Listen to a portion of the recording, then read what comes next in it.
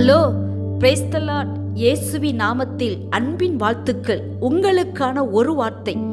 இடிக்கப்பட்ட எருசலேம் அலங்கம், சுட்டரிக்கப்பட்ட வாசல்கள், மிகுந்த துக்கம், மனவேதனையும் கூட.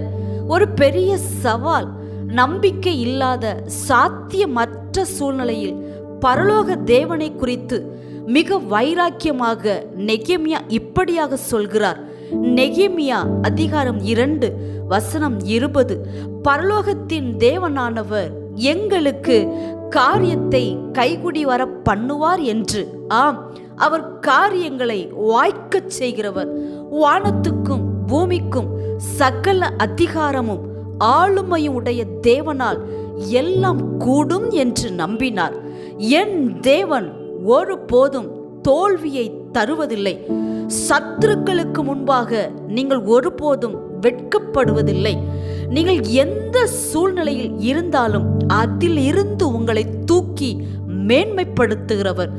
மனித கண்களில் தயவை உண்டாக்கி உதவிகளை செய்து வெற்றியை தருகிறவர். அது மட்டுமல்ல, தடைகளையும் வறட்சியையும் மாற்றி செழிப்பை தந்து நிறைவுக்கு நேராய் நடத்துகிறவர். ஆம், பரலோகத்தின் தேவனானவர் காரியத்தை கைகுடி வர பண்ணுவார் என்ற வார்த்தையில் உள்ள சகல ஆசீர்வாதங்களினாலும் கர்த்தர் உங்களை ஆசீர்வதிப்பார். ஆமென்.